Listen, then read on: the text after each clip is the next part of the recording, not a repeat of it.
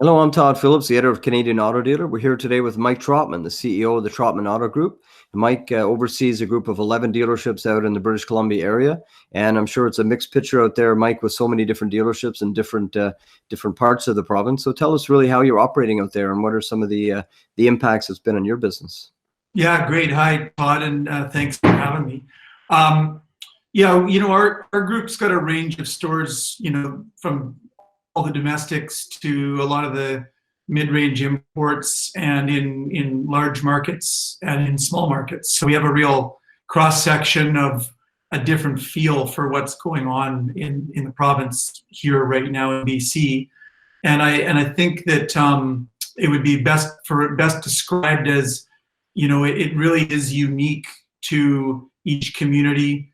I don't have a common set of kind of feedback from one OEM or another, or from even one town or another. So it's really a mixed bag that we find that we're dealing with across our group. And so with some of them open for sales and service, how are you managing that in terms of resourcing? I know a lot of dealers have just had to lay off their entire teams. They've got a skeleton staff. So having that many dealerships to operate, how are you managing just the human capital side of this? Yeah, well, so for us, the people and human capital is our focus and our number one priority, regardless of the COVID pandemic. That's our number one pillar in our strategic plan. So for us, when this hit, that was our first move. Our natural inclination is focus on our people. So right across our group, what can we do to keep everybody safe? So our first goal as we navigate through this is keep our people safe, keep our customers safe. So we developed a really robust health and safety action plan around all of our stores. And, about 3.5 weeks into this, I can report back that's incredible. Our people have been amazing in executing it, working on our front lines. We've got kind of store to store for us somewhere between 55-60% of our team remaining, up to 75% in some of our stores. And most of the people that have chosen to not come in for personal reasons, varying reasons, have self-selected out, which we respect. And so we've had to make some difficult decisions where we've just had too many people in redundant positions for the amount of business we've had going on. But we've also been able to utilize a lot of the government programs. This current CEWS program has just been incredible for us, and it kind of suits one of the other goals we have, which is keeping as many people employed for as long as we can, doing as much as we can. And so we've really internally focused heavily on that and supporting our folks, and getting into some of the other operational aspects, but that's been our first priority. And one of the things you mentioned, some of these programs, I've noticed that your industry association out there has been very active in providing communications and bulletins, daily dispatches with updates about new government programs and transcripts of the Prime Minister's press conference at times. It's been very amazing to see the industry associations nationally and provincially provide resources. How helpful has that been for you as a dealer trying to manage so your own operations, that someone else has kind of an eye on some of those programs to help you tap into them? Yeah, it's been an incredible resource, and for the CADA as well. We're receiving guidance from the government and Health Canada, and in BC, the BC Centre for Disease Control. So following all of those health and safety protocols, but also having the association, provide us daily feedback summaries. I mean, there's a plethora of programs available. The idiosyncrasies of all of the details within each of those programs, and how to apply, when to apply, how to qualify, how do your people qualify. Again, back to our people pillar, we're providing summarized resources for them so that they've got a central place they can go with contact information, with links, with time deadlines. How do they apply? How do we make it, how do we support them in making it as quick and easy as possible in just a real time of hardship, when the devil's in the details of a lot of these programs. So it's been incredible to have the support from our association, keeping a lot of that stuff in one place for us. And one of the things as well, you've got fellow dealers I'm sure you're talking to across the province. It's a tightly knit community, so you're hearing from your fellow dealers what they're doing. I think one thing we found in doing these video series is dealers have been very helpful with sharing tips and ideas. We've talked to Steve Chipman and others who've said, here's what we're doing, or people. Are you finding the community is rallying around trying to help each other out with this? Yeah, it's amazing. And as you know, and you just mentioned, our industry has always been supportive of one another, and I'm on calls 3-4 times a week with other group CEOs, other dealers, just best practicing. What are you guys doing? What have we not thought of? What are you focused on? What's working? What's not working? How are you dealing with, for example, just the abrupt stop in business with an immense expense structure, human capital wise and other, so that we can keep as many of our people employed as we can. And so that's been amazing, just talking to our colleagues in what they're doing.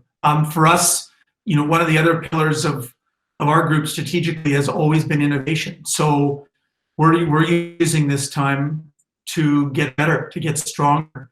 Where can we innovate? How can we be better? And we're looking at our sales process, our service process, and putting major effort, doubling down on innovating those processes and improving them and getting better. And so that's been a huge source of focus and energy for us, and it's been amazing so far. I think we're really going to come out of this thing a lot stronger than we went into it. Well, you stole my next question, or you led perfectly into it, actually, because we have had chats in the past before about innovation, and I've always enjoyed hearing your perspective about trying to lead this industry forward and make it a different experience for your customers. And now they're sort of forcing it upon the industry to say, we may not want to go in, we may want to have more digital showroom or shopping tools, this sort of stuff. Whether the word digital retailing gets kind of confusing, everyone thinks it's just going to full e-commerce online transaction, but it's really more about providing an experience for customers and the way they want to interact with you. So even post this, I guess you're talking about, let's examine some of our process, let's implement some of this stuff now that we are probably already well on a path. Probably varies by OEM and by dealership group to a certain extent, or dealership. But nonetheless, that's encouraging to hear that as dealers, I'm not surprised, are adapting and saying, hey, we may not have the full range of sales and service going on now, but let's start attacking some of this. So it sounds like that's what you're up to. Totally. So, when we look at our plan and how we're going to navigate through this, we set goals for our teams. Where do we put one of areas of focus? So around that innovation area, we're looking at our platforms and the user interface and the user experience. What's that like? Self-rated report card, for us, it's inconsistent. It's been mediocre at best. So we're looking at that, doubling down, saying, how are we going to get better at this? We're going to be able to provide the user experience, like you're seeing some of the leading groups down in the US doing, CarMax, but really benchmarking outside automotive e-commerce organizations that do a really good job with really simple platforms, easy to use.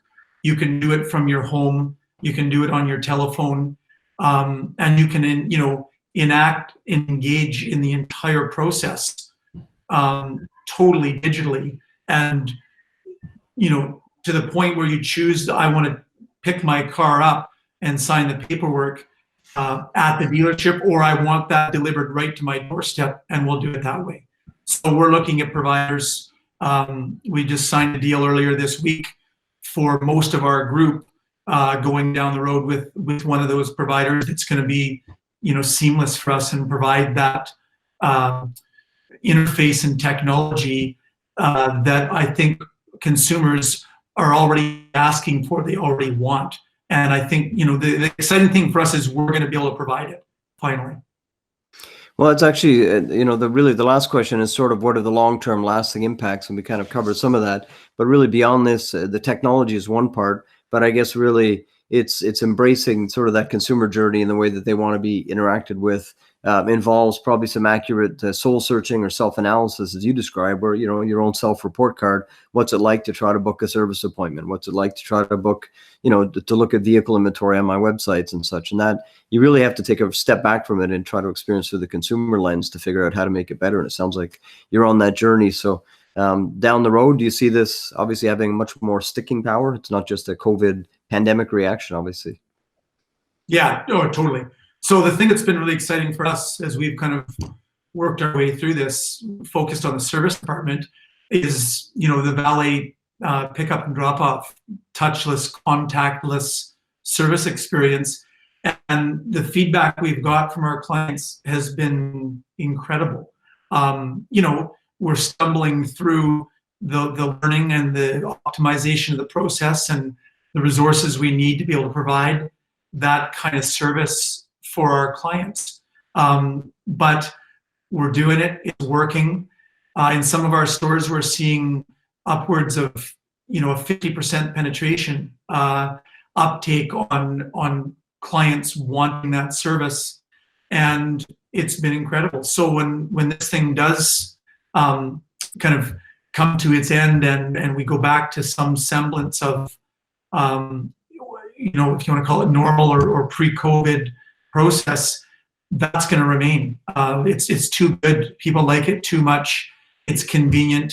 It allows us to have the vehicle for longer than we may have otherwise had it, to deal with any of those issues, to utilize technology, video, text messaging, things like this, Google Hangout or Zoom, to interact with clients that are either at home or in the office. So for us, the way I look at that, long term, it's a game changer, and it's here to stay. Well, it's interesting. We're doing a video chat now. We're having some challenges just in terms of the connectivity. It's not the normal. When we do videos, normally our video production crew shows up and we do. But really, what the consumer is going to change their experience and their expectation. These are tools we're all going to get used to. And so, for one of your sales advisors or an F&I manager to have a video or a Zoom chat with somebody, it may not be a completely as good an experience as maybe in person. But nonetheless, I think that consumers are going to expect the fact that this is how they're communicating with their friends and family, and it's an acceptable form of communication. So I see that these tools actually sticking beyond this too. Well, that's a great point. So here's the challenge out to our folks that we've made to them, is that however uncomfortable you may be in being on video or producing some kind of a video, an introductory video for a client, then kind of the price to sit at the poker table now is you need to get good at that. So take this time, figure it out, practice it, get in front of the mirror, whatever you need to do to get good at it and get comfortable with it, because here's what we're doing. This is the direction we're going in. We've doubled down with our sales trainer that we've, in the past, we bring in once a month for our group for 3 days a month.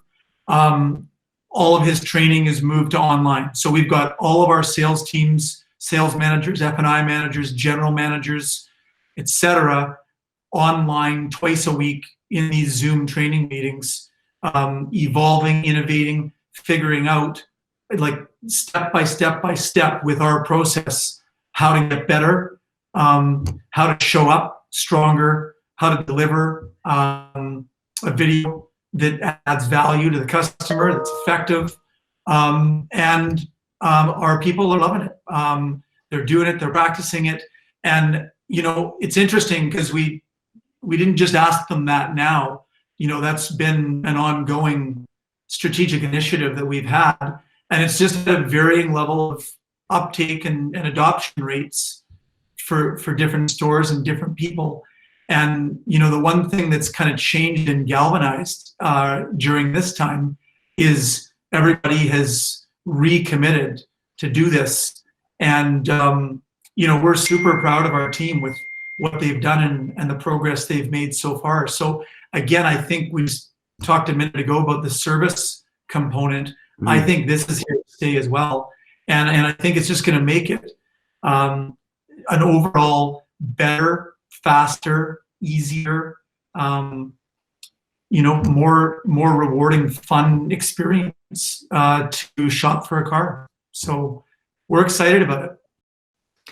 So, Mike, you mentioned the human capital. Obviously, there's a lot of hardship that individuals who work for you are going through. What initiatives is your dealership looking at to sort of try to help your team members to sort of make it through? I recognize there's government programs available, but in every individual's situation is somewhat different. They may have a spouse that's laid off or not working. So, what else are you doing for your team members?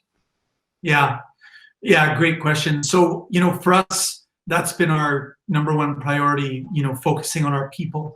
And the thing that we're thinking about, in addition to trying to synthesize all of the federal and provincial programs that are complicated, that are out there, in providing a resource guide for our people to navigate through those and be able to access anything at all that they qualify for, is we've challenged ourselves to say, okay, in addition to that, what can we do for our people to focus on them that might support them where they could use some extra support, or they maybe don't qualify for a federal or provincial program.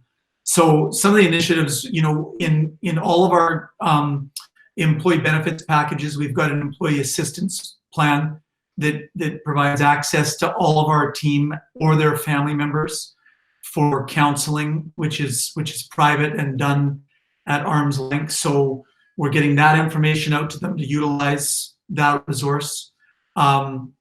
We've developed a grocery card gift program. So any funds at all that any of our stores spend on social events for the rest of the year, we've pooled all that money together, and we're trying to get it pooled and get it out to our folks. And so we've been able to raise enough to get everybody a $250 grocery gift card to a local store in the communities that we're in, closest to those dealerships. So every one of our team members this week has received one of those. And the other thing we've done is we've taken the opportunity to launch what we've named our Tag Cares Foundation.